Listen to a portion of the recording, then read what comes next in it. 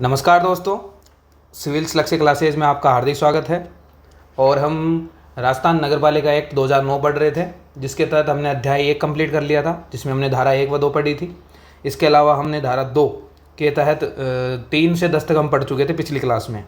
आज की क्लास में हम अध्याय 2 स्टार्ट करेंगे और इसमें जो धारा नंबर 11 से स्टार्ट करके 34 तक की जो धाराएँ हैं वो इसके अंदर हम कवर करने जा रहे हैं। और हमने एक जो नया इनिशिएटिव लिया है, जो हिंदी की क्लासेज आपके एसआई और जो अन्य महत्वपूर्ण एग्ज़ाम्स हैं उनके लिए स्टार्ट किया है। और आशा करते हैं आपको क्लास अच्छी लगी होगी और हमारा ये इनिशिएटिव भी आपको पसंद आया होगा। और अगर आपको अच्छा लगा है तो अपने जो साथीगण हैं, दोस्त हैं, भाई बंधु हैं, उन तक उसे पहुंचाएं, ताकि जो अधिक से अधिक लोगों को इसका लाभ मिल सके और हमें भी मोटिवेशन मिल सके। और अगर आपको हमारा जो मटेरियल है या कंटेंट है अच्छा लग रहा है तो कमेंट सेक्शन में ज़रूर लिखें। इससे हमें थोड़ा मोटिवेशन मिलता है नई क्लास बनाने का, नया कुछ आपके लिए लाने का। तो इसलिए आप हमारा सपोर्ट बनाए रखें।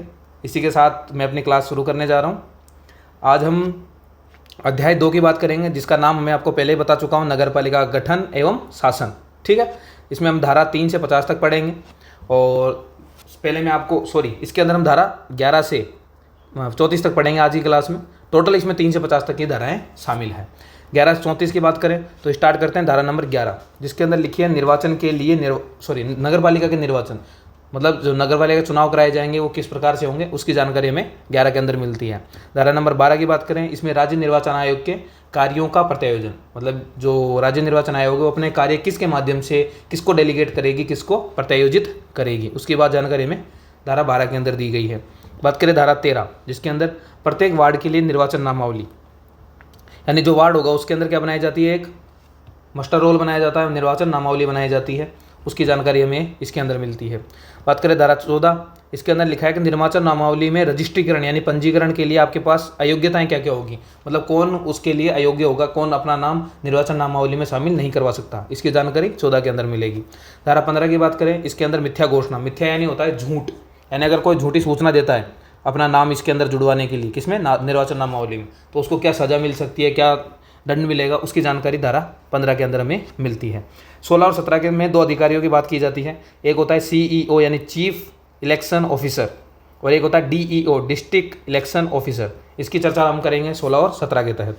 धारा 18 की बात करें, जो स्थानीय प्राधिकरण होते हैं, यानी जैसे उनके द्वारा कर्मचारी वृंद का उपलब्ध कराया जाना, जैसे टीचर है या कोई भी जो डिपार्टमेंट्स में जितने भी अधिकारी होते हैं या कर्मचारी होते हैं, वो क्या करते हैं, चुनाव के दौरान उनकी क्या लगा दी जाती है, चुनाव में ड्यूटी लगाई जाती है। तो उसी के बारे में जो जानकारी 18 के अंदर दी गई है। 19 के अंदर, जब ये ड्यूटी पर लगाए जाएंगे, यानी अधिकारी कर्मचारी वृंद को राज्य निर्वाचन आयोग के प्रतिनियुक्ति पर समझा जाए, यानी जब वो इस चुनाव में ड्यूटी पर काम करेंगे उस दौरान वो किसका कार्य कर रहे होंगे, राज्य निर्वाचन आयोग का काम कर रहे होंगे, उनके प्रतिनियुक्ति पर समझा जाएगा उसे। ठीक है, बात करते हैं धारा 20 की। इसके अंदर निर्वाचन नामावली तैयार करने आदि से सशक्त पदीय कर्तव्यों का भंग होना। इसका मतलब क्या है, अगर निर्वाचन नामावली तैयार करना हो या अन्य जो भी निर्वाचन चुनाव से संबंधित कोई भी काम होता है, उस दौरान अगर कोई कर्मचारी की लापरवाही से कोई गड़बड़ होती है, उस अपने कर्तव्यों का ढंग से ध्यान नहीं रखता है, तो उस पर क्या दंड लगाए जाएंगे, उसकी जानकारी हमें 20 के अंदर मिलती है। ठीक है, बात करते हैं 21 के अंदर सदस्यता हेतु योग्यता, मतलब आपको अगर नगर पालिका का सदस्य बनना है तो आपके पास क्या क्या क्राइटेरिया आपके होना ही चाहिए, उसकी जानकारी हमें 21 के अंदर दी गई है। 21 वैसे भी इंपॉर्टेंट होता है, क्यों, 21 होता ही हमारा गवर्नमेंट भी कह देता है कि आप एलिजिबल हो किसके लिए, शादी करने के लिए। तो आप एलिजिबिलिटी की बात समझनी हो तो डायरेक्ट 21 वैसे रिलेट करके देख सकते हैं इसको। फिर 21A आ जाता है। इसमें क्या, कुछ स्थानों पर, कतिपय यानी होता है कुछ, तो कुछ स्थानों पर निर्वाचन के लिए विशेष अर्हता है, यानी अर्हता का मतलब होता है योग्यता, मतलब अगर आपको कुछ स्थानों पर निर्वाचन करना चाहिए, कुछ स्पेशल जगह है, अगर वहाँ पे निर्वाचन के लिए क्या कर सकती है गवर्नमेंट, कुछ स्पेशल योग्यता भी डिसाइड कर सकती है, तो उसकी बात हम डिटेल में 21A में करेंगे। फिर आता है 22, इसके अंदर एक से अधिक वार्ड के लिए चुनाव लड़ने पर प्रतिबंध, यानी एक जो उम्मीदवार है, एक जो उम्मीदवार होगा, जो लीडर होगा, उसके द्वारा एक वार्ड से ही चुनाव लड़ा जा सकता है, एक से अधिक वार्ड से या एक से अधिक स्थानों से वो चुनाव नहीं लड़ सकता, यानी एक से अधिक पदों पर खड़ा नहीं हो सकता है। फिर आता है 23, जिसके अंदर क्या है, यानों व ध्वनि विस्तारकों आदि के उपयोग पर निर्बंधन, यानी उस पर बैन लगाना। निर्बंधन यानी होता है बैन लगा देना, प्रतिबंध लगा देना। तो इसका मतलब ये है कि जब आपको पता होगा, जब आचार संहिता लागू हो जाती है तो उस दौरान क्या होता है, उस दौरान आप कोई भी प्रचार वचार नहीं कर पाते हो। जो चुनाव उम्मीदवार होते हैं या उसके जो भी एजेंट्स होते हैं वो क्या कर सकते हैं, वो चुनाव में प्रचार नहीं कर सकते, पोस्टर नहीं लगा सकते, साउंड वगैरह लगा के ऐसा कार्य नहीं कर सकते, वो 23 के अंदर दिखाया गया है। फिर 24 के अंदर बात करें तो सदस्यों के लिए साधारण अयोग्यताओं की बात की गई। किसकी बात की गई? साधारण अयोग्यताओं की बात धारा 24 के अंदर की गई है। धारा 25 की बात करें, इसके अंदर मतदान का अधिकार दिया गया है। किसका अधिकार दिया गया? मतदान का अधिकार हमें 25 के अंदर दिया गया है। 26 की बात करें, 26 के अंदर निर्वाचन में मत देने की रीति, यानी चुनाव के दौरान आप वोट कैसे दोगे, किस प्रकार से, रीति नहीं होता, तरीका। मत देने का तरीका क्या रहेगा? आप बैलेट पेपर से दोगे। बैलेट पेपर जानते हो क्या होता है? बैलेट पेपर यानी मतपत्र। आपको पता नहीं होता, आपको पिताजी से पूछना। आप हमने तो दिया नहीं, अपन ने ज़्यादातर मशीन पे ही दिए हैं, ज़्यादातर लोगों ने वोट। अगर आप थोड़े एज्ड हैं या फिर आपके पिताजी वगैरह ने, उन्होंने बैलेट पेपर से दिया है। किससे दिया है? बैलेट पेपर से वोट दिया है। बैलेट पेपर का एक कागज़ का होता था जिसमें सभी नाम लिखे होते थे, वहाँ पे एक ठप्पा लगाना होता था, एक मोहर। वो उस मोहर से क्या होता था, और फिर उस पर्ची को एक डब्बे में अंदर डाल दिया जाता था और उनकी गिनती की जाती थी। ये होता बैलेट वाली। फिर आई ईवीएम मशीनें आ गई, अब वीवीपैट आ गया एक मशीन। ये सब मशीनें आने लगी, अब तो ऑटोमेटिकली जनरेट होती है सारी चीज़ें। तो एक इसमें 26 के अंदर इसकी बात की गई है। बात करें 27 की, धारा 27 के अंदर आकस्मिक रिक्ति। आकस्मिक रिक्ति का मतलब समझना जरूरी है, क्या होता है आकस्मिक रिक्ति? जैसे कि किसी की डेथ हो जाए या वो बीमार हो गया, पद के लिए अयोग्य हो गया, उस कंडीशन में क्या हो जाता है, वो पद खाली हो जाए, आकस्मिक यानी अचानक खाली हो जाए, तो उस कंडीशन में क्या होगा, उसको कैसे भरा जाएगा, उसकी बात धारा 27 के अंदर की गई है। 28 की बात करें, निर्वाचन अपराध की बात की गई। किसकी बात की गई है? निर्वाचन अपराध की जानकारी हमें धारा 28 में दी गई है। तो इसके तहत आप क्या कर सकते हैं? तो अगर निर्वाचन के दौरान उम्मीदवार ने, उसके एजेंट ने कोई अपराध किया है, कुछ ऐसे काम किया है जो कि निर्वाचन के दौरान नहीं करना चाहिए था, तो उसके लिए जो दंड दिया जाएगा वो इसके तहत दिया जाएगा, धारा 28 के तहत। धारा 29 की बात की, इसके अंदर भ्रष्ट आचरण की बात की। किसकी बात की है? भ्रष्ट आचरण, मतलब कोई ऐसा कार्य करता है जो भ्रष्ट आचरण के तहत आता है, तो उसके तहत जो सजा मिलेगी वो धारा 28 के अंदर दी गई है। 30 की बात करें तो निर्वाचन संबंधित मामलों का सिविल न्यायालय की अधिकारिता से बाहर होना, यानी निर्वाचन चुनाव संबंधित जो भी गड़बड़े होंगे, जो भी मामले होंगे, वो सिविल कोर्ट में उसकी जो पावर है उसके क्षेत्राधिकार से बाहर रखे जाएंगे, यानी कोर्ट में नहीं जा सकते आप निर्वाचन के मामलों में अंदर। ठीक है, ये बात किसमें लिखी है? धारा 30 के अंदर इसका जिक्र किया गया है। 31 की बात करें, इसके अंदर निर्वाचन याचिका की बात की है। याचिका मतलब पिटीशन, इंग्लिश में बात करें तो पिटीशन होता है। पिटीशन क्या होता है? मतलब जब आप निर्वाचन में अगर कोई गड़बड़ हुई है और उसके खिलाफ आप क्या कर सकते हो? पिटीशन दायर कर सकते हो। कहाँ करोगे, किस में करोगे, ये हम सब बात धारा 31 के अंदर करेंगे। 32 के अंदर जिला न्यायाधीश यानी जो डिस्ट्रिक्ट मजिस्ट्रेट होता है, उसके द्वारा आदेशों से अपील, मतलब उसके आदेशों के खिलाफ क्या कर सकते हो? आप अपील कर सकते हो। कहाँ कर सकते हो, कैसे करोगे, कितने दिन में करनी है, ये बात हम धारा 32 में पढ़ेंगे। धारा 33 की बात करें तो समस्त उम्मीदवारों का निर्वाचन शून्य होने की दशा में, अगर सभी जो उम्मीदवार हैं उनके निर्वाचन शून्य करना है तो उस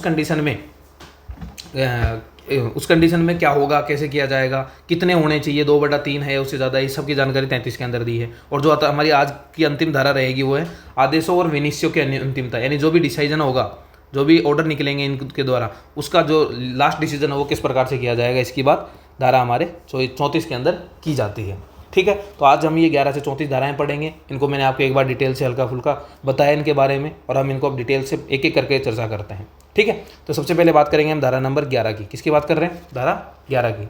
इसमें लिखा है नगर पालिका के निर्वाचन के। हमने पढ़ा था नगर पालिका के जो निर्वाचन होंगे वो किस प्रकार से कैसे करेंगे, उसकी बात धारा 11 के अंदर दी गई है। तो इसके लिए सबसे पहले क्या करना होगा, हमें निर्वाचन नामावली तैयार करनी होगी। मतलब उस वार्ड के अंदर कितने लोग हैं जो एलिजिबल हैं वोट देने के लिए, उनकी हम क्या करेंगे, लिस्ट तैयार करेंगे। उसे क्या कहा जाएगा? निर्वाचन नामावली। ठीक है, फिर निर्वाचन के संचालन का जो अधीक्षण है, निर्देशन है और नियंत्रण है, वो सारा कार्य किसके पास होगा? State election commission. आपको बताया था मैंने स्टार्टिंग के अंदर ही कि जो स्टेट इलेक्शन कमीशन है वो पंचायती राज के चुनाव करवाता है। एक किसके कराता है? पंचायती राज के करवाएगा, पीआरआई के, और एक हमारे करवाता है यानी अर्बन बॉडीज़ के करवाएगा।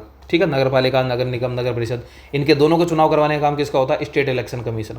जबकि जो सेंट्रल इलेक्शन कमीशन होता है वो किसके करवाता है? तो विधानसभा वाले हों, चाहे लोकसभा के हों, चाहे राष्ट्रपति के हों, वो तीनों चुनाव कौन करवाता है?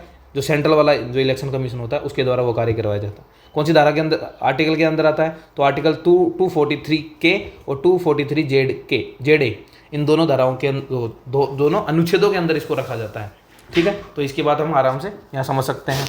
फिर आप बात करते हैं निर्वाचन की अधिसूचना कौन जारी करता है। ये बहुत इंपॉर्टेंट क्वेश्चन हो सकता है, और ये आपको यही नहीं आपके उसके अंदर भी आ सकता है, पॉलिटी के अंदर, स्टेट पॉलिटी के अंदर भी पूछा जा सकता है कि जो नगर पालिका, नगर परिषद या नगर निगम के जो चुनाव होते हैं उनकी जो अधिसूचना वो जारी कौन करता है? तो वो कौन करता है? राज्य सरकार के द्वारा उसकी अधिसूचना जारी की जाती है। इसके अलावा राज्य सरकार है वो क्या करती है, स्टेट इलेक्शन कमीशन है उसे कर्मचारी उपलब्ध, SEC का मतलब आप समझ लो, शॉर्ट फॉर्म में लिखूंगा मैं, और इसका मतलब होता है स्टेट इलेक्शन कमीशन। ठीक है, तो इसका मतलब ये रखा जाएगा।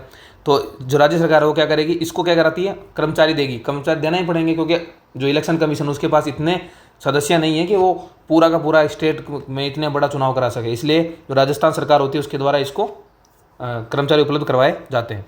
फिर निर्वाचन कब होता है, या दो कंडीशन में होगा, या तो नगर पालिका है उसका कार्यकाल समाप्त हो गया, 5 साल पूरे कर लिए हैं और अब नए चुनाव कराने, तो ये तो नॉर्मल कंडीशन है कि नॉर्मल कंडीशन में चुनाव हो रहे हैं, 5 साल होते हैं ऑटोमेटिकली चुनाव होने ही होने हैं, तो ये कंडीशन तो ये होती है। दूसरी कंडीशन क्या होती है, नगर पालिका का विघटन हो जाए, बीच में ही नगर पालिका भंग हो जाती है, विघटित हो जाती है, उस कंडीशन में 6 महीने के अंदर क्या कराने होते हैं, पुनर्निर्वाचन कराने, पुनर्चुनाव करवाने होते हैं।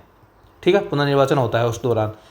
लेकिन कब नहीं होता है ये मैं आपको पहले बता चुका हूँ, दोबारा बता रहा हूँ कि कार्यकाल में सिर्फ 6 महीने ही बचे हैं तो उस दौरान निर्वाचन कराना आवश्यक नहीं होता है, और जनरली नहीं कराया जाता है क्योंकि 6 महीने के अंदर करवाना होता है। इसके बदले क्या किया जाता है, तब तक के लिए एडजस्ट करके, इसकी बात बताऊंगा 6 महीने के अंदर क्या किया जाता है, आगे आएगा एक धारा के अंदर, तब तक के लिए क्या किया जाता है। उसके बाद जब नॉर्मल चुनाव होते हैं 5 साल वाले, तो सभी के साथ उस चुनाव को कंटिन्यू रखा जाता है इसके तहत। तो धारा 11 की बात हम डिटेल से कर लेते हैं, वापस एक बार रिकॉल करा देता हूँ आपको कि नगर पालिका के निर्वाचन की बात की गई है। इसके लिए निर्वाचन कराने उससे पहले क्या होनी चाहिए, हमारे पास उसकी एक लिस्ट होनी चाहिए। लिस्ट को क्या नाम दिया जाता है, निर्वाचन नामावली। तो सबसे पहले निर्वाचन नामावली हम क्या करेंगे, तैयार करेंगे।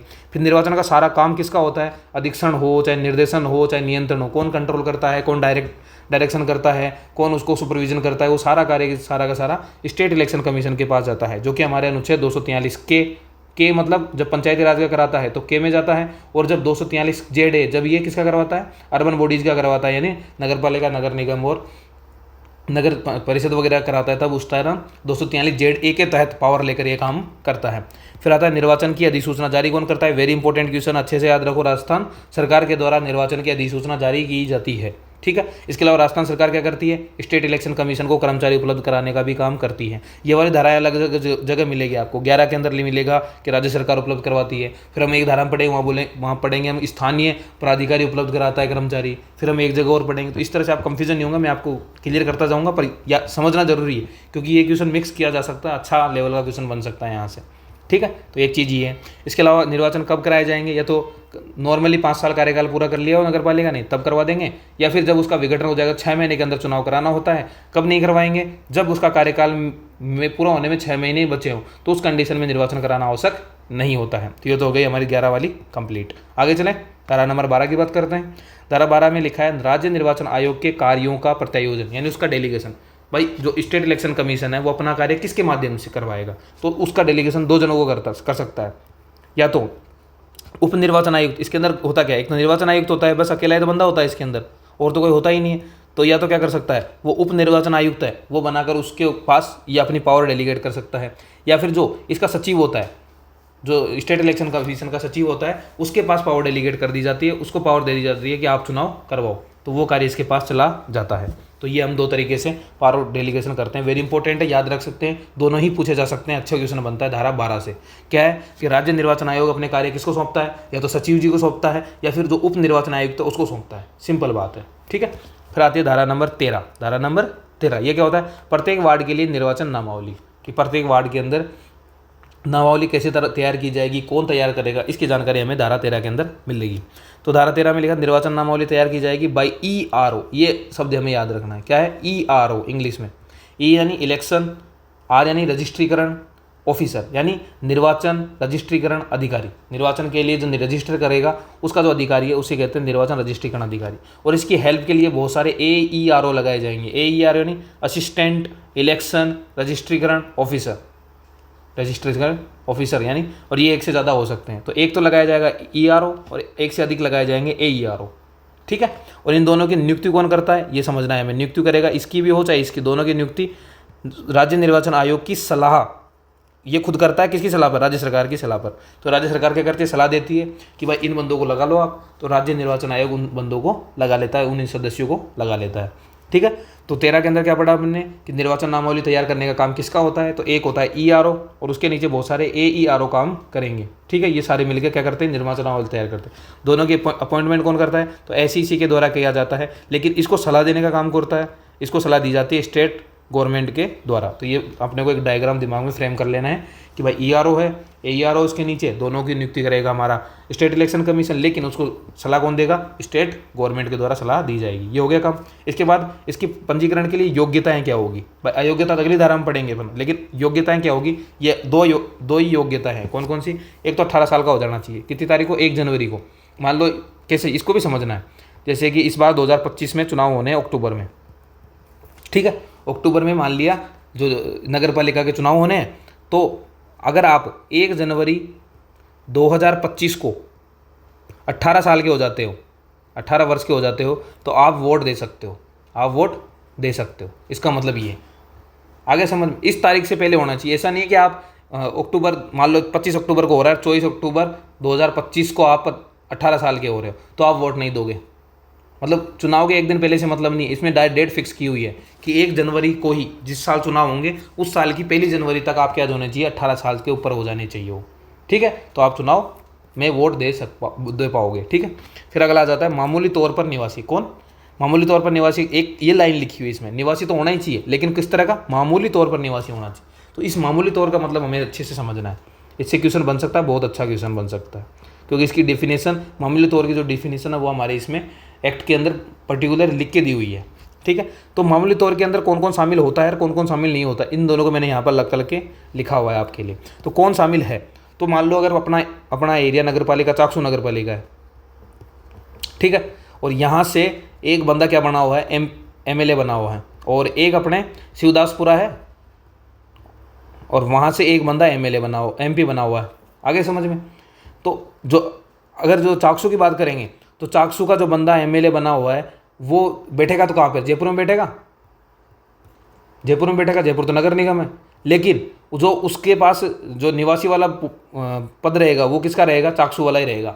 यानी ऐसे समझ लो कि मान लो हमारे गांव में से कोई बंदा है, बिजनेस करने के लिए जयपुर गया है, ठीक है, तो वो जयपुर में गया है, लेकिन जब वोट पड़ेगा तो वो गाँव में आके उसको वोट देना पड़ेगा। आगे समझ, इसे बोलते हैं मामूली तौर पर निवासी। मतलब गांव में ही उसका वोट लगेगा, जयपुर में उसका वोट नहीं लेगा जब तक कि वो उसे ट्रांसफ़र नहीं करा लेता वहाँ पर प्रॉपरली। तो ये क्या हो जाता है? चाहे एमपी हो, चाहे एमएलए हो, चाहे जो बाहर कर रहा है, तो वो निर्वाचन सूची के अंदर शामिल किए जाते हैं उनको, ठीक है।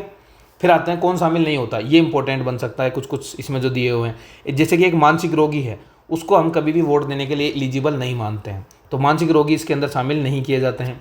इसके अलावा मान लो किसी ने वहाँ पर घर का, जैसे कोई है गाँव का इंसान, आदमी है, बाणिया है, उसने क्या कर रखा है? जयपुर में मकान ले रखा है, ठीक है, उसका जयपुर में मकान है, गांव में मकान है, लेकिन उसका जो वोटर आईडी में जो स्थान फिक्स किया हुआ वो गांव वाला किया है। तो इसका मतलब ये नहीं है कि जब जयपुर में वोट पड़ेंगे तब वो जयपुर में वोट दे देगा, गांव में वोट पड़ेंगे तब गांव में दे देगा, ऐसा नहीं होगा। यानी वहाँ पर जो उसकी जो मामूली तौर पर निवासी का मतलब वो गाँव में उसका क्या है?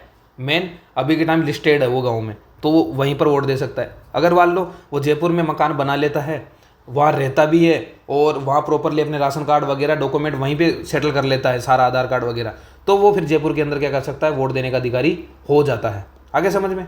और अगर उसे गांव में रहना है और गांव में करना है सारा काम, अगर डॉक्यूमेंट सारे रजिस्ट्री कार्ड उसके गांव के हैं तो वो गांव में ही वोट दे पाएगा। आगे समझ में? एक आदमी 2 जगह वोट नहीं दे सकता, इसका मतलब यही है। यानी कहीं पर कब्जा ले रखा है, इसका मतलब नहीं है कि वहाँ पर वो वोट देने का अधिकारी हो जाएगा। आगे समझ में? एक चीज़ ये समझनी।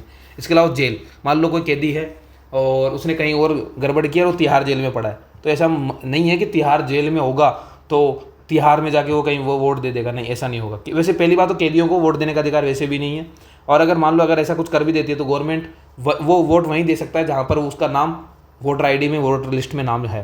फिर हॉस्टल में मान लो आप किसी और जैसे सीकर में स्कूल है और वहाँ जाके आप पीजी में रह रहे हो वहाँ पे, ठीक है, वहाँ उसी स्कूल के हॉस्टल में रह रहे हो, तो ऐसा नहीं है कि, और आप 18 से ज़्यादा के भी हो, तो ऐसा नहीं है कि वहाँ पर हॉस्टल में रहने की वजह से आप वहाँ पर जाके वोट दे पाओगे, नहीं।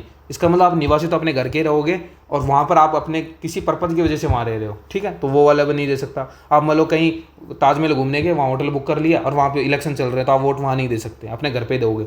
इसके अलावा रुग्ण, ऐसा कोई रोगी है जो चिकित्सा में चल रहा है, मतलब उसकी प्रोसेसिंग हो रही है, मतलब वो भी वो, जैसे मान लो कोई कैंसर पेशेंट है या ऐसा दुर्लभ बीमारी से कोई ग्रसित है, तो ऐसा उन बंदुओं को भी इस एलिजिबिलिटी से बाहर रखा जा सकता है। इसके लिए कुछ कुछ बीमारियाँ फिक्स की हुई है, वो यहाँ पर दिखाई नहीं गई, लेकिन अगर कोई प्रोसेस में चल रहा है, उसकी जो बीमारी है उसको क्योर किया जा रहा है, उसको सही करने के जो डॉक्टर्स है वो प्रयास कर रहे हैं, तो उन बंदों को भी इससे बाहर रखा जाता है। तो मैंने आपको मोटा मोटा क्या बताया कि मान लो कोई बंदा है, रजिस्टर अपने घर का है और वो बाहर जाके काम कर रहा है, तो वो इसमें शामिल, मतलब वो घर पर आके वोट दे सकता है अपना, ठीक है। इसके अलावा अगर मान लो एमएलए एमपी है, अब वो एमएलए एमपी तो बेचारे जयपुर में बैठेंगे, अगर एमपी है तो दिल्ली में बैठेगा। इसका मतलब ये थोड़ी वो दिल्ली में और जयपुर में वोट देगा, नहीं, वो अपने घर पे आके वोट देगा। आगे समझ में, तो वो इसके अंदर एलिजिबल होंगे। फिर कौन कौन शामिल नहीं होंगे, तो मानसिक रोगी, या मान लें आपके पास सिर्फ कब्जा ही है, वहाँ पर आपका आधार कार्ड या वैसा बना नहीं है तो नहीं कर सकते। जेल में अगर आप कहीं पड़े हो तो नहीं कर सकते। हॉस्टल में हो तो नहीं कर सकते। होटल में घूमने गए और वहाँ आप रुके हो, इसका मतलब वो आप वहाँ पर नहीं कर सकते। या कोई ऐसा व्यक्ति है जो भी अपनी बीमारी को सही कराने के प्रोसेस में और दुर्लभ बीमारी से ग्रसित है, तो उस कंडीशन में उसे बाहर रखा जा सकता है। लेकिन इसके अलावा एक बात और की गई है, कोई भी व्यक्ति एक से अधिक वार्डों में निर्वाचन नामावली में अपना नाम दर्ज नहीं करा सकता। मतलब एक वार्ड है, मान लो वार्ड ए और वार्ड बी, मान लो वार्ड सी, मान लो किसी नगर पालिका में 3 वार्ड है, वो ऐसे तो 13 होने चाहिए कम से कम, पर मान लो 3 है ये, है ना। तो और मान लो वो ए का निवासी है, ए में नाम दर्ज करा लिया अपना निर्वाचन नामावली में, और बी में जाके चुपके से वहाँ पर भी अपना नाम दर्ज करा लिया, तो ऐसा कराने वाले का पंजीकरण रद्द कर दिया जाएगा, उससे शामिल नहीं किया जाएगा। इसके अलावा निर्वाचन नामावली में एक से अधिक बार, मान लो एक बार तो पंकज के नाम से नाम लिखवा दिया, एक बार राकेश के नाम से लिखवा दिया मान लिया, तो अगर एक से अधिक बार अपना नाम भी नहीं लिखवा सकता, बदल बदल के नहीं लिखवा सकता, तो ये सब क्या अपराध की कैटेगरी में आ जाते हैं फिर, ठीक है। तो एक निर्वाचन नामावली में एक से अधिक बार भी नाम लिखवा सकता, और एक से अधिक वार्डों की निर्वाचन नामावली में भी अपना नाम नहीं लिखवा सकता। ये दोनों चीज़ों को ध्यान रखना बहुत ज़रूरी होता है, ठीक है। तो ये हो गया क्राइटेरिया 13 के लिए। तो 13 में अपन ने क्या क्या पढ़ा, 13 में अपन ने पढ़ा कि प्रत्येक वार्ड के लिए निर्वाचन नामावली होगी। निर्वाचन नामावली तैयार कौन करे, ईआरओ तैयार करेगा, ठीक है। और इसकी सहायता के लिए एईआर होंगे जो एक से अधिक हो सकते हैं। इनकी नियुक्ति राज्य निर्वाचन आयोग द्वारा की जाएगी, राज्य सरकार की सलाह पर की जाएगी, ठीक है। फिर इसके लिए आपके पास क्या क्या योग्यताएं होनी चाहिए, तो आपकी 18 साल की आयु पूरी कर लीजिए, कब, जिस साल चुनाव होंगे उस साल की पहली तारीख को, ठीक है। फिर मामूली तौर पर निवासी होना चाहिए, मैं आपको समझा चुका हूँ इसको डिटेल से। इसके अलावा आप एक से अधिक वार्डों में कि निर्वाचन नामावली में पंजीकृत नहीं कर सकते, और एक से अधिक बार एक ही वार्ड में नहीं पंजीकृत हो सकते हैं। फिर आ जाता है हमारे धारा नंबर 14, ये इंपॉर्टेंट धारा हो सकती है, समझना है हमें। निर्वाचन नामावली में पंजीकरण हेतु अयोग्यताएं क्या क्या होगी। योग्यताएं हमने पढ़ ली कि 18+ होना चाहिए, मामूली तौर पर निवासी होना, 2 पढ़ी अपन ने योग्यताएं। अब कुछ अयोग्यताएं वो अपन यहाँ से पढ़ेंगे अपन, ठीक है। क्या, अगर मान लो भारत का नागरिक नहीं रहता है, मान लो कनाडा की उसने वो ले ली, सिटीजनशिप ले ली, नागरिकता ले ली, या कहीं यूएसए की ले ली, यूके की ले ली, किसी बाहर देश की क्या ले लेते हैं, या वो ले लेते हैं नागरिकता, तो वो नागरिक नहीं रहेगा, तो वो क्या हो जाएगा, यहाँ से भी अयोग्य हो जाएगा ऑटोमेटिकली। विकृतचित यानी जो उसका मस्तिष्क है ये काम करना बंद कर दे चुका है, या मतलब वो मानसिक रूप से स्टेबल नहीं है, तो उसे भी इससे बाहर कर दिया जाएगा। इसके अलावा एक इंपॉर्टेंट चीज़ जो लिखी है तीसरी, वो हम कवर कर सकते हैं कि निर्वाचन में भ्रष्ट आचरण एवं अन्य अपराध के कारण मतदान हेतु अयोग्य घोषित किया है किसी एक्ट के तहत, तो उसके तहत भी उसे क्या कर सकते हैं, एलिजिबल नहीं रहेगा, वो एलिजिबल, ठीक है, अयोग्य हो जाएगा। कैसे, मान लो उसने कोई ऐसा काम किया है जो निर्वाचन के तहत नहीं करना चाहिए था उसे, मतलब उसने निर्वाचन के दौरान कोई पैसे खिलाए हैं, कोई और गड़बड़ की है, तो उसके तहत वो क्या कर लिया, भ्रष्ट आचरण में शामिल हो गया, या उसके तहत उसे मतदान हेतु अयोग्य घोषित कर दिया गया था उस टाइम, तो उस कंडीशन में क्या कर सकता है, उसके निर्वाचन नामावली में जो नाम है उसको काट दिया जाएगा। लेकिन पंजीकरण के बाद कोई अयोग्य हो जाए तो क्या होगा, तत्काल निर्वाचन नामावली से नाम कट दिया जाता है। मतलब मान लो मेरा नाम किस में रजिस्टर कर लिया, निर्वाचन नामावली रजिस्टर्ड कर लिया गया है, लेकिन मैंने ऐसा कोई काम किया है, जैसे मैंने नागरिकता खो दी अपने देश की, मैं कनाडा चला जा रहा हूँ, तो इस वजह से क्या होगा, जैसे मैं कनाडा का लेता हूँ भारत की नागरिकता तो मेरी चली जाएगी, जैसे ही मेरे भारत की नागरिकता जाती है हैंड टू हैंड जो वो निर्वाचन नामावली, वहाँ से मेरा नाम क्या कर दिया, तुरंत काट दिया जाएगा, भाई ये बंदा अब इसके अंदर शामिल नहीं है, ठीक है, तुरंत काट दिया। लेकिन नाम काटने के बाद वह पुनः योग्य हो जाए, मान लो मैं कनाडा छोड़ के वापस इंडिया जाता हूँ, या मान लो मैंने कोई अपराध किया है इस दौरान, तो नाम कट गया, लेकिन वो अपराध मेरा कोर्ट में गया, मेरे को पता चला कि नहीं, कोर्ट ने मेरे को बरी कर दिया, नहीं इसमें कोई अपराध नहीं था, तो हैंड टू हैंड मेरा नाम वापस उसमें जोड़ दिया जाएगा। मतलब ये कार्य ऐसा है कि जैसे आप किसी चीज़ के लिए अयोग्य होंगे तो आपका नाम हट जाएगा, जैसे आप उसके लिए वापस योग्य हो जाएंगे तो आपका नाम वापस जुड़ जाएगा, ठीक है। ओके, ये हो गया हमारा धारा 14 के अंदर सिर्फ अयोग्यताएं लिखी है। 3 अयोग्यता पढ़ी अपन ने कि भारत का नागरिक ना रहे, विकृचित हो जाए, या फिर कोई भ्रष्ट आचरण वगैरह कर देता है और उससे मतदान के लिए बैन कर दिया जाता है तो निर्वाचन नामावली उसका नाम हटा दिया जाएगा। 3 काम है। जैसे ना अगर अयोग्य हुआ तो नाम हट जाएगा, जैसे योग्य हो जाएगा वापस तो उसका नाम वापस जोड़ दिया जाएगा। 3 तो योग्यताएं हो गई। 2 योग्यताएं पढ़ी थी अपन ने, क्या क्या कि 18 प्लस का होना चाहिए, इसके अलावा भारत का नागरिक 18 प्लस होना चाहिए, और कब होना चाहिए, जिस साल उसका चुनाव होना है उस साल की 1 तारीख को यानी 1 जनवरी को हो जाना चाहिए, और इसके अलावा मामूली तौर पर निवासी होना चाहिए उस वार्ड का, उस नगर पालिका का। ठीक है, ये हो गया पहला क्राइटेरिया। फिर आ जाते हैं हम धारा नंबर 15 पर। किस पे आते हैं? धारा नंबर 15 की बात करें, जिसमें मिथ्या घोषणा की बात। किसकी बात की गई है? मिथ्या घोषणा की हम बात कर रहे हैं। इसके तहत मैंने आपको बताया था मिथ्या का मतलब क्या होता है? झूठ। झूठी घोषणा कर देता है, झूठी सूचना देता है। किसको? सरकार को झूठी। यदि कोई व्यक्ति निर्वाचन नामावली की तैयारी के दौरान, मतलब उसको बना रहे हैं तब, या पुनरीक्षण यानी उसको अपडेट कर रहे हैं, चेंज कर रहे हैं, उसके अंदर शुद्धि उसको सही करने की कोशिश की जा रही है, या कोई नाम ऐड कर रहे हैं या हटा रहे हैं, उस दौरान अगर वो झूठी सूचना दे दे, गलत सूचना दे दे, झूठी सूचना दे दे, तो क्या होगा? तो उसे भाई साहब 1 साल तक तो जेल में डालेंगे। कब? 1 साल तक का मतलब मैक्सिमम 1 साल। इसका मतलब क्या होता है? मैक्सिमम 1 साल की सज़ा मिलेगी उसे, या फिर उसे जुर्माना मिल सकता है 2000 से 5000 रुपये का, या फिर तीनों काम हो सकते हैं।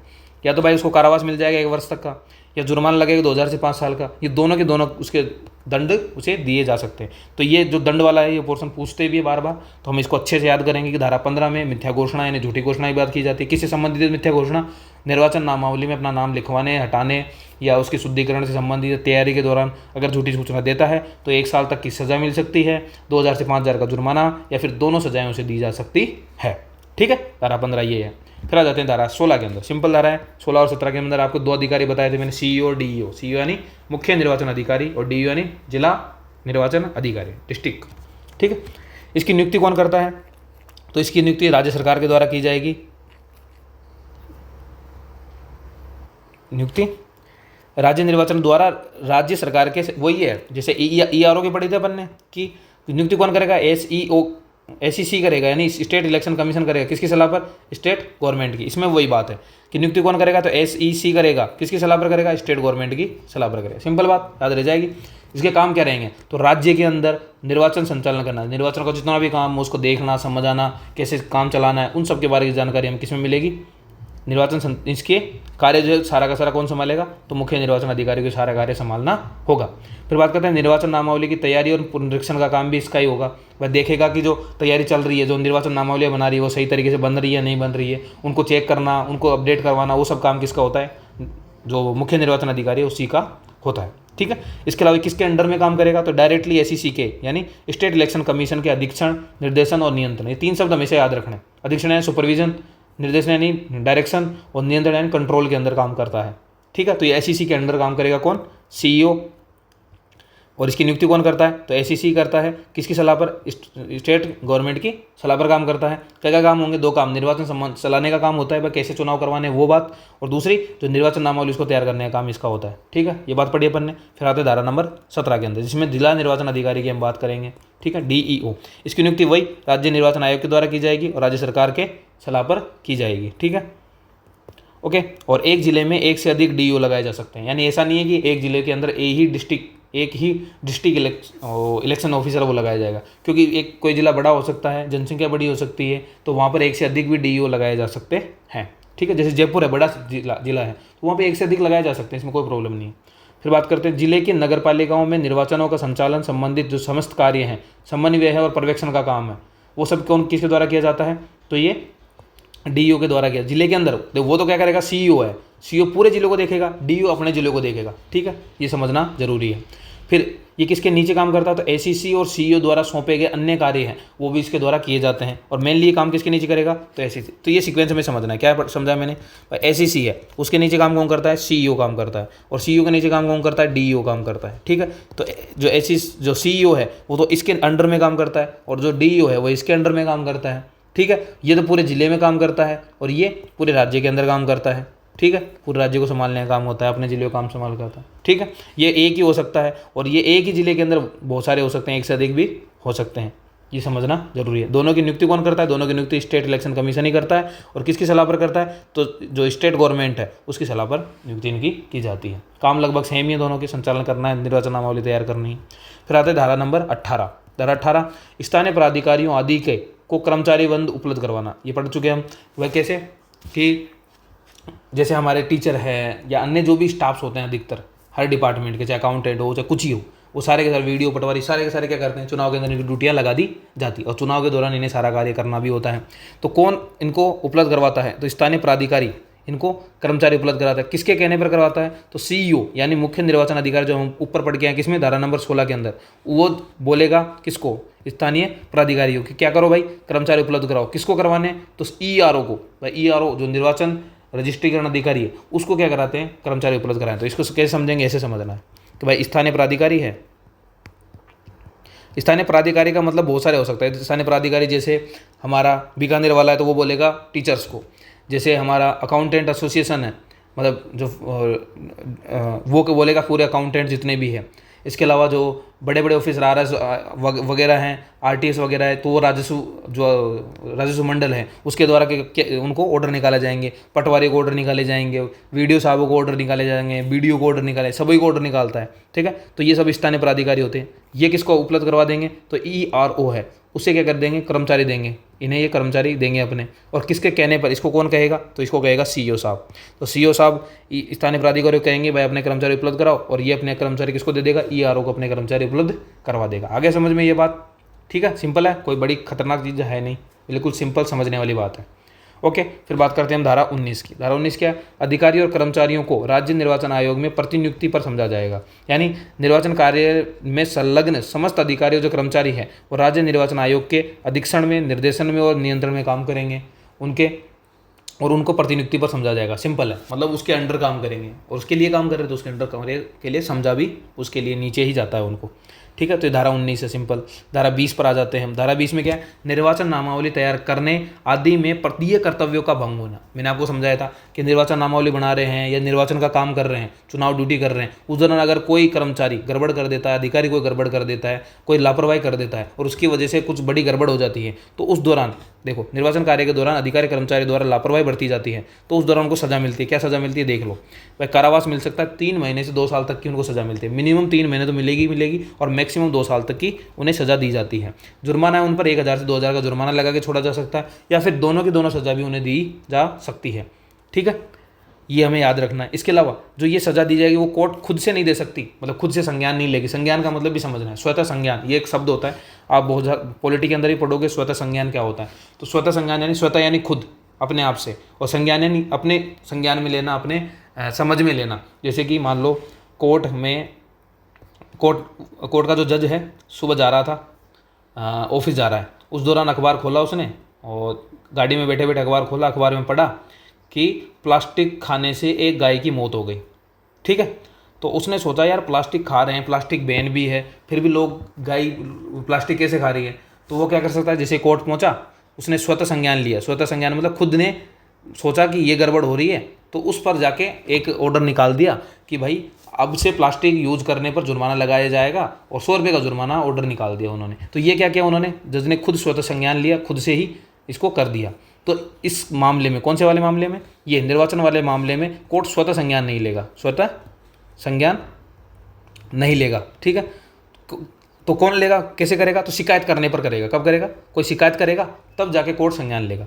तो शिकायत कौन कर सकता है? 3 जनों को ये छूट दी गई है कि भाई ये कह दें कि भाई गड़बड़ है तो गड़बड़ मान लेंगे। कब? अगर मान लो राज्य निर्वाचन आयोग खुद बोल दे कि भाई साहब इस मामले में आप संज्ञान लो, इस अधिकारी, इस कर्मचारी के ऊपर संज्ञान लेना है आपको, या फिर जो हमारा मुख्य निर्वाचन अधिकारी वो बोल दे कि इस आदमी पर लेना है, या डीयू यानी जिला जो निर्वाचन अधिकारी वो बोल दे, शिकायत कर दे कोर्ट में, तो उस पर क्या लिया जा सकता है? संज्ञान लिया जा सकता है, और उसे 3 महीने से 2 साल तक की सज़ा, 1000 से 2000 का जुर्माना, या फिर दोनों सजाएं उसे दी जा सकती है। ठीक है, तो ये मामला हो जाए धारा 20 का। धारा 20 समझने वाली है, अच्छी धाराएं हैं, और जो ये सजा और जुर्माने वाली धाराएं होती है वो हमेशा इंपॉर्टेंट होती है। पेपर में क्वेश्चन उससे पुटअप हो सकते हैं। इससे पहले अपन किस में पढ़ के आए? 15 के अंदर क्या पढ़ के आए थे? मिथ्या घोषणा पढ़ी थी अपन ने। उसमें क्या पढ़ा था कि भाई उसको 1 साल तक की सज़ा दी जा सकती है, मतलब मिनिमम कितनी भी हो सकती है, और मैक्सिमम उसे कितने तक का जुर्माना दिया जा सकता है?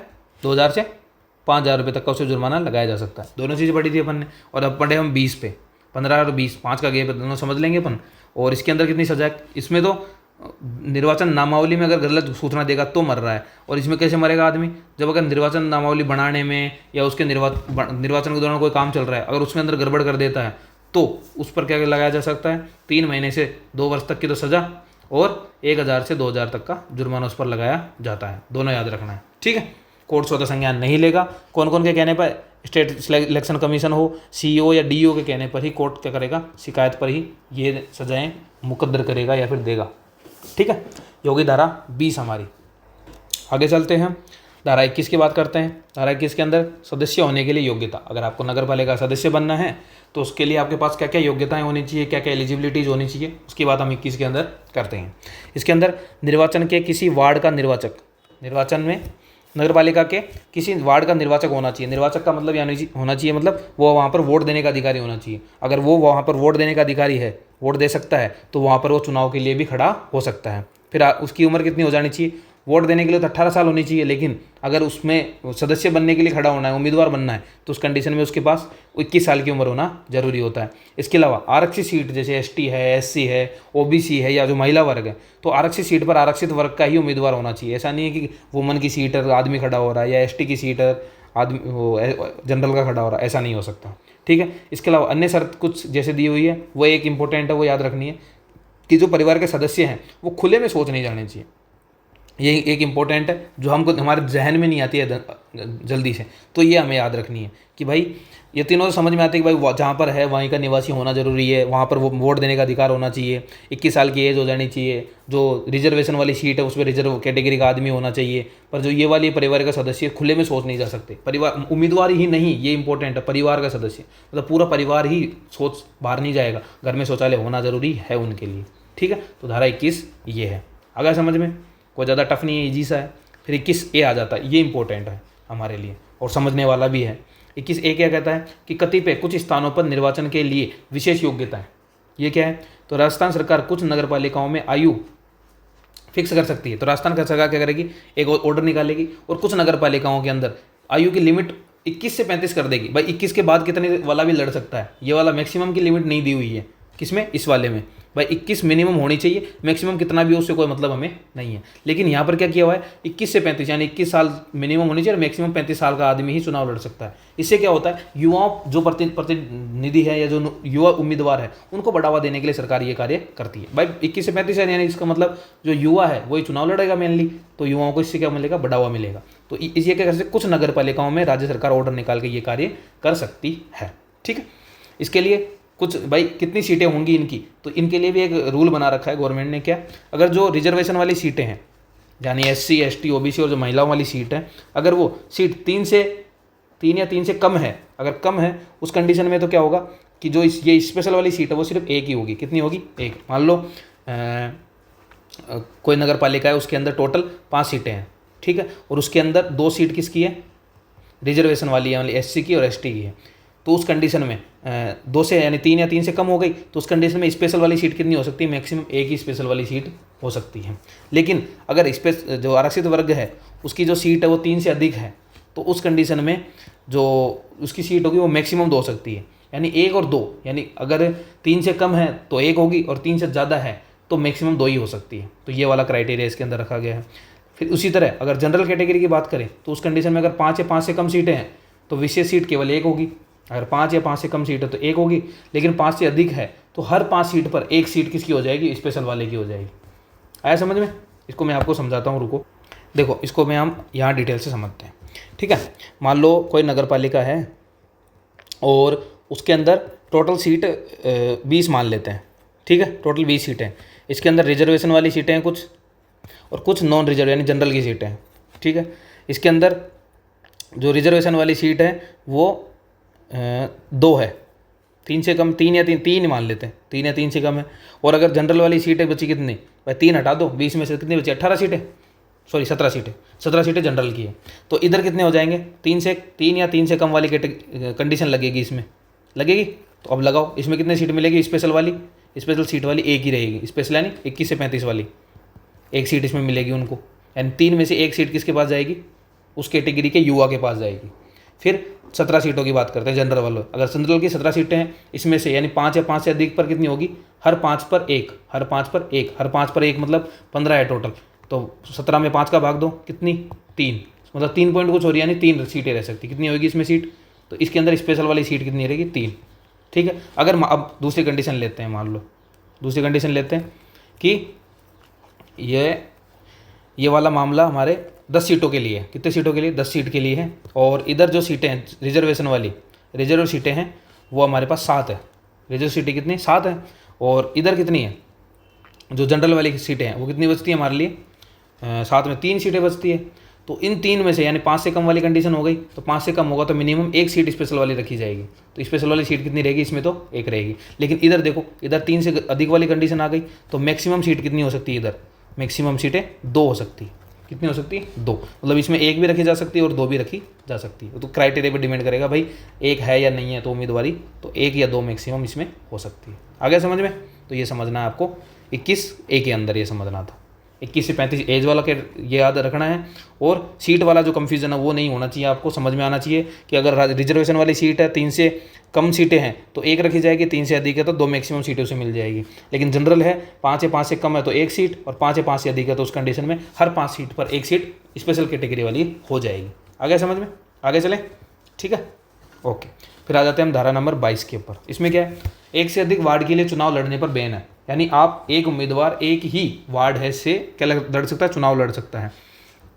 अगर इसका उल्लंघन करता है, यदि उम्मीदवार 1 से अधिक वार्डों का नामांकन दर्ज कर दे, तो नामांकन वापसी की तारीख, अंतिम तारीख को शाम 3 बजे से पूर्व लिखित नोटिस द्वारा क्या करना होगा, उसे अपना नाम वापस लेना होगा। अगर नहीं लेता है तो उस कंडीशन में उसके जितने भी जगह से उन्होंने अपना नाम दर्ज करा रखा है, उम्मीदवारी के लिए खड़ा हुआ है, वो सारी जगह से उसका नाम काट दिया जाएगा। इसको कैसे समझना है, ऐसे समझो, मान लो मैं ही हूँ, ठीक है, और मैं चुनाव में खड़ा हो रहा हूँ, और मैं नगर पालिका में, कोई नाम है नगर पालिका का, चाकसू नगर पालिका मान लेते हैं, ठीक है, और इसमें वार्ड ए और वार्ड बी और वार्ड सी 3 जगह अपना नाम लिखाया जाता हूँ।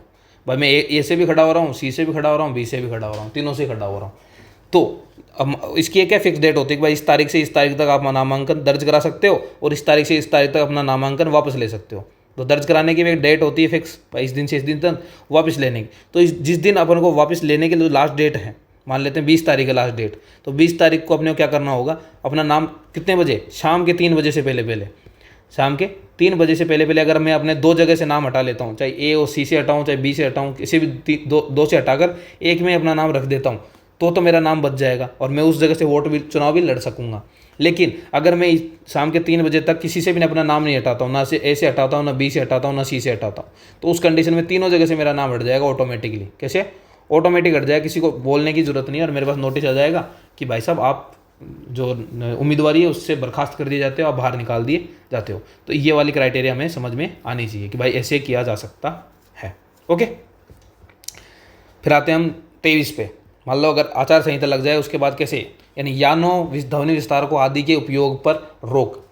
कब से स्टार्ट होती है ये रोक, नगर पालिका निर्वाचन की अधिसूचना के प्रकाशन की तारीख, मतलब जिस दिन चुनाव होना है उसके जो नोटिफिकेशन आ जाता है, भाई जो चुनाव का नोटिफिकेशन आता है ना, इस तारीख से चुनाव होने हैं, उस नोटिफिकेशन के बाद उस तारीख से निर्वाचन पूर्ण होने की, मतलब जिस दिन निर्वाचन पूरी प्रक्रिया पूर्ण हो जाती है ना, उस दिन से उस तारीख तक क्या नहीं कर सकते आप, प्रचार प्रसार नहीं कर सकते।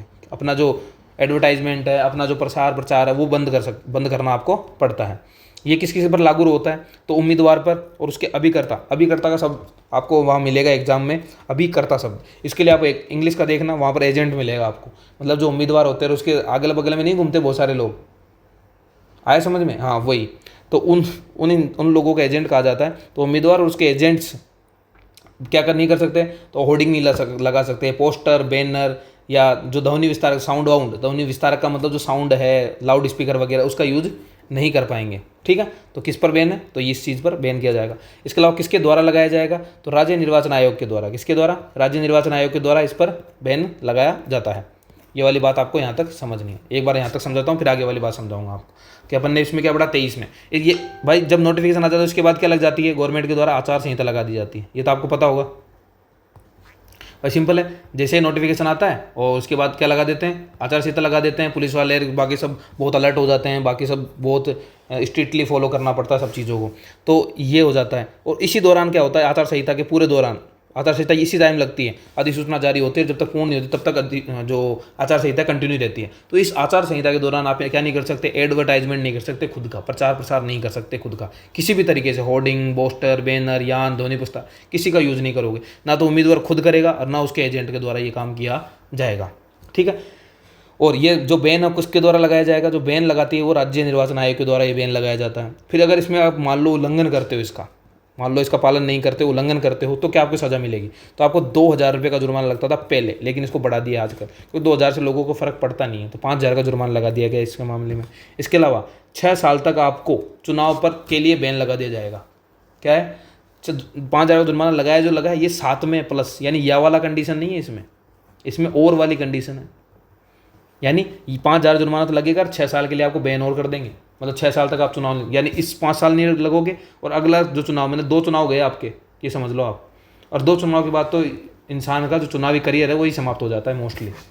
तो अगर 2 चुनाव तक अगर वो कंटिन्यू ऐसा रहता है तो वो ऑटोमेटिकली उसका करियर ख़त्म करने का ही काम मान लो ये। ठीक है।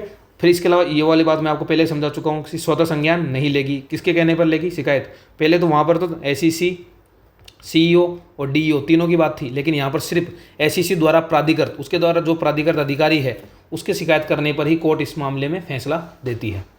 ठीक है।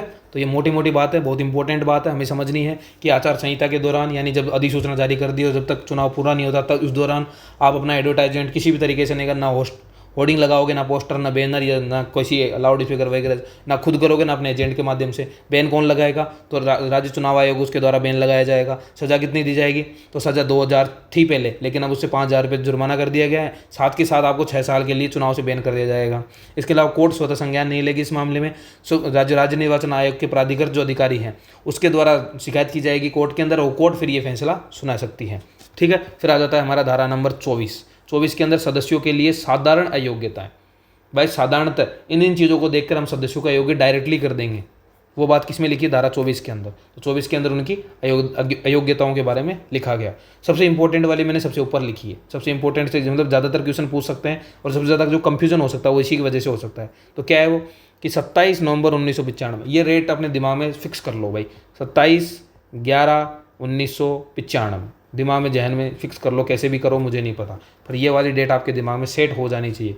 2/1/1/1995 27 नवंबर 1995 को के बाद अगर आपके 2 से अधिक संतान नहीं होनी चाहिए, मतलब इससे पहले आपके 2 से अधिक संतान है कोई प्रॉब्लम नहीं, लेकिन इसके बाद आपके 2 से अधिक संतान नहीं होनी चाहिए, ये एक कंडीशन तो ये है।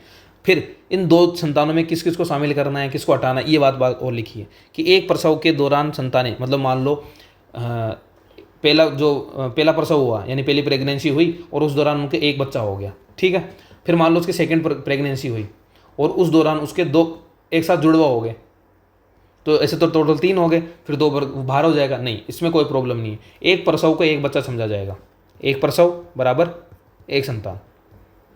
आगे समझ में, तो टोटल कितना हो गया, एक ये और एक ये, टोटल कितना हो गया 2। आगे समझ में, तो कैसे 2 गिनना है, यानी एक बार की जो प्रेगनेंसी है उसको, उसके दौरान जो बच्चा पैदा होगा उसे एक ही गिना जाएगा। तो ये बात इसके अंदर साफ साफ लिखी गई है।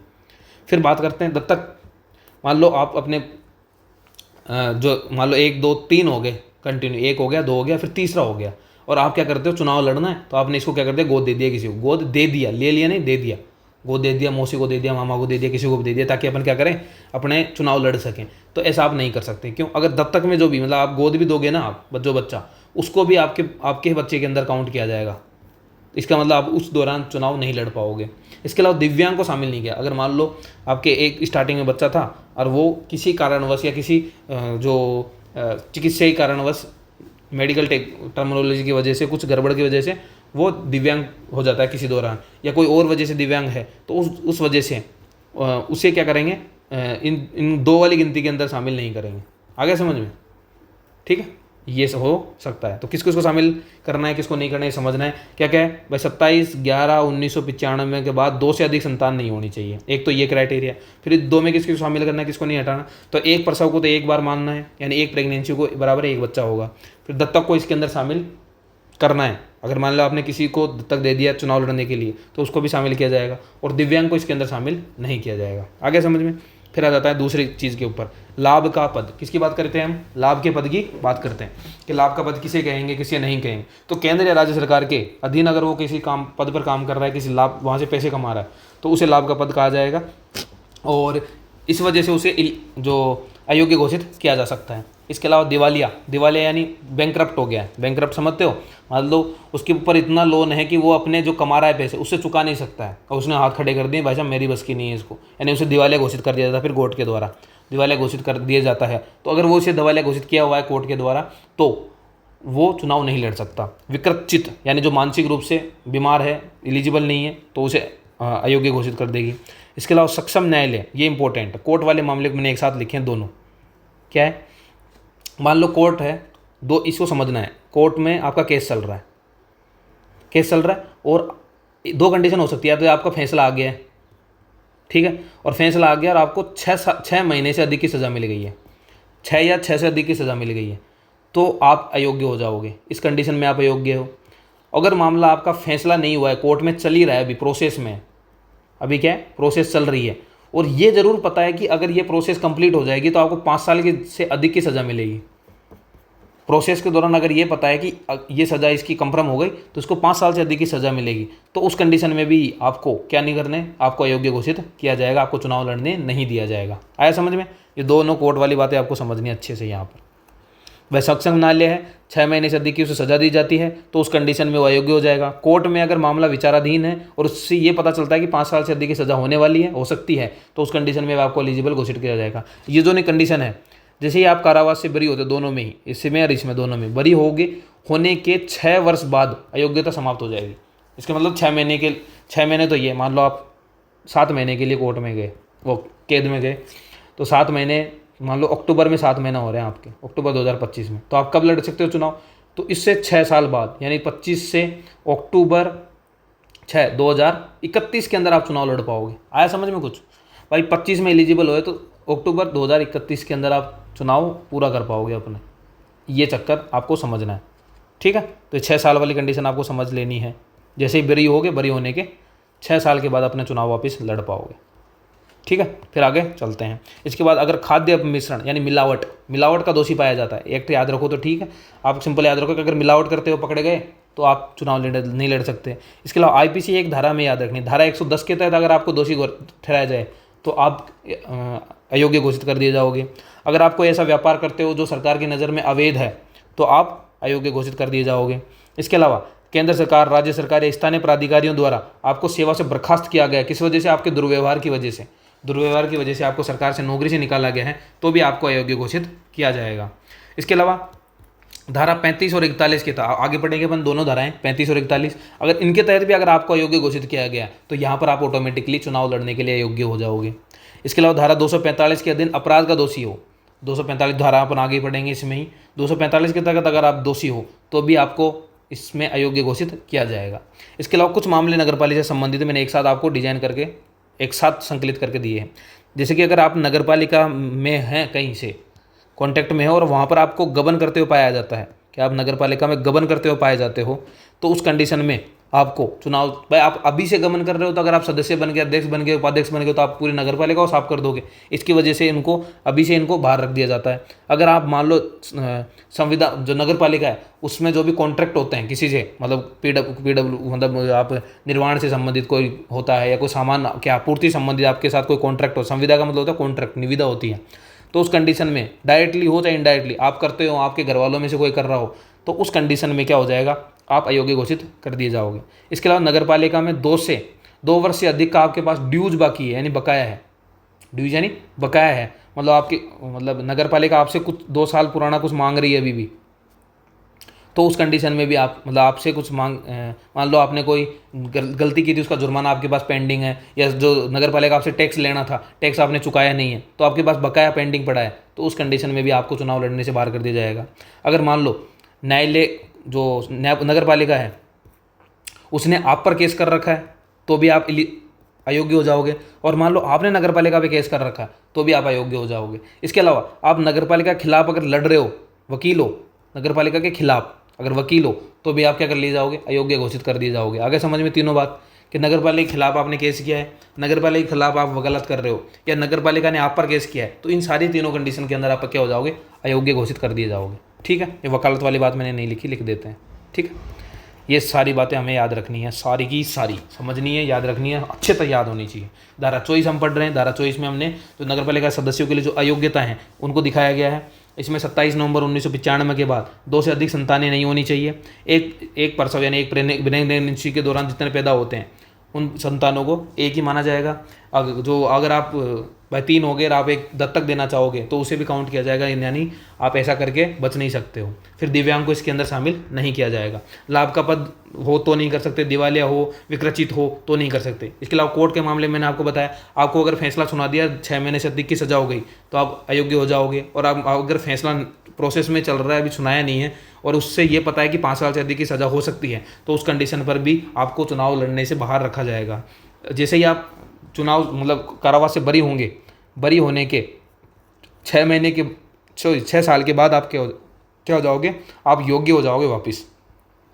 फिर अगर आपको मिलावट का दोषी पकड़ा गया है, या आईपीसी की धारा 110 के तहत आप दोषी हो, अवैध व्यापार करते हो पकड़े जाते हो, या आपको सरकार की सेवा से, सेंट्रल की हो चाहे स्टेट की हो, अगर आपको दुर्व्यवहार के कारण बर्खास्त किया गया है तो आप योग्य नहीं रहोगे।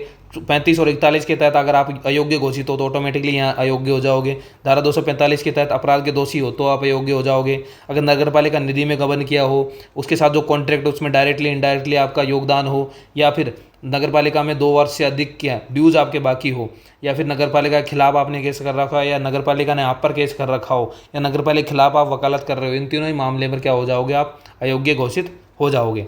बात करते हैं धारा 25 की, जिसमें मताधिकार की बात की गई। किसकी बात की गई? मत देने के अधिकार की बात की गई है। तो वार्ड की निर्वाचन नामावली में पंजीकृत हो, आप निर्वाचन नामावली में पंजीकृत हो, लेकिन धारा 14 से अयोग्य हो, या कारावास में कैदी हो, या पुलिस की कस्टडी में हो, या दंडादेश के अधीन हो, तो उस कंडीशन में आप क्या नहीं कर सकते, वोट नहीं दे सकते। अब समझते हैं इसको। देखो, मान लो आपका नाम तो निर्वाचन नामावली में तो है, ठीक है, लेकिन आप क्या हो, 14 मतलब मैंने आपको पढ़ाई थी अभी, उसमें क्या था कि अगर निर्वाचन नामावली के लिए अयोग्यता, क्या है, निर्वाचन नामावली के लिए अयोग्यता, अगर उसके में आप अयोग्य हो, वो वाली अयोग्यता आपके पास ऊपर है, तो क्या आप वोट नहीं दे पाओगे। फिर दूसरी कैदियों को वोट देने का अधिकार नहीं है, मैंने आपको पहले बताया था।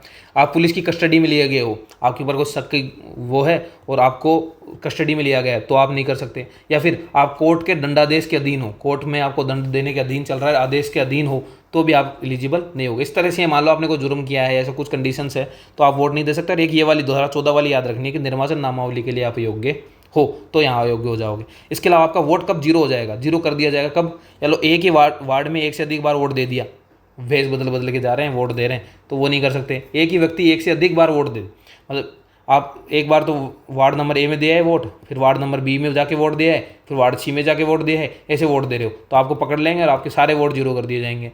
अगर एक ही व्यक्ति एक ही वार्ड में, मतलब आप एक ही वार्ड है, ए वार्ड ए में, उसके अंदर पहले राहुल के नाम से दिया है, फिर जय के नाम से दिया है, फिर विजय के नाम से दिया है, ऐसे वोट दे जा रहे हो, तो ये सारे वोट जीरो कर दिए जाएंगे। ये समझना है 25 के अंदर मत देने का अधिकार, ठीक है। तो वैसे मत देने का अधिकार किसके पास है, जिसके बाद निर्वाचन नामावली अपना नाम है वो सब दे सकते हैं, लेकिन 14 में अयोग्य वो नहीं दे सकते, कारावास के दिए वो नहीं दे सकते, पुलिस कस्टडी वाले नहीं दे सकते, और जो दंडादेश के अधीन है वो नहीं दे सकते। इसके अलावा किन किन के वोट्स जीरो कर दिए जाएंगे, तो एक ही वार्ड में एक से अधिक बार वोट देने वाला वो जीरो कर दिए जाएंगे। एक ही व्यक्ति द्वारा एक से अधिक वार्ड में वोट दे दिए जाते हैं तो उसके भी जीरो कर दिया जाएगा।